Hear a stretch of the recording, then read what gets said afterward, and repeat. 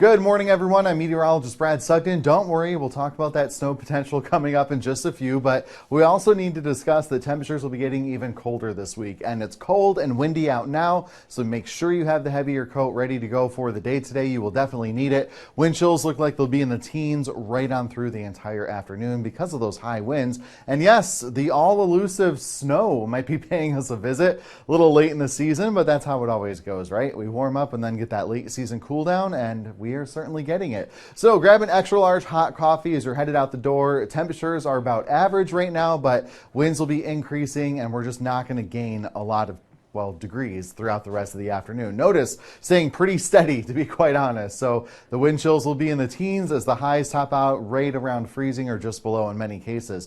But here are the winds, sustained over 20 miles per hour into the afternoon, and just like yesterday, could be gusting 35, 36 miles per hour or so. They will start to calm down a little bit by the evening and especially the overnight. However, lightening of the winds, including some areas that go calm, is going to lead to a very cold night coming our way tonight, with many of us headed down into the teens for lows. So there's a couple pops of snow coming on by, but for the rest of the day, really just some flurries from lake effect that might be drifting over into our area. The big key word there, though, is might. I don't think we have the winds high enough to drag them all the way down from Lake Traverse City, though.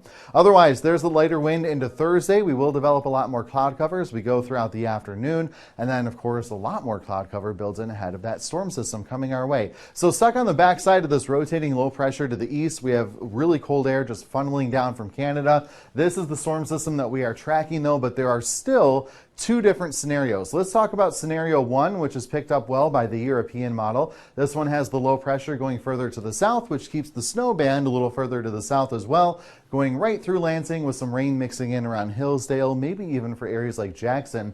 Then, though, high pressure comes in, and if we do get snow on the ground followed by high pressure, that means we could have some very, very cold overnight lows into the weekend, and another system looks like it'll be gearing up for the start of next week. Here's the American model. A little different here because the low pressure obviously is further to the north. It's pretty much right over us. So look at the rain instead of the snow for just about our whole viewing area. That's going to be key if we continue to see the model shift further north. And I want to note that both of them have shifted a little north despite their continued differences. So we'll be watching out for that pattern to continue, not only through the afternoon runs today, but maybe a couple of them into tomorrow.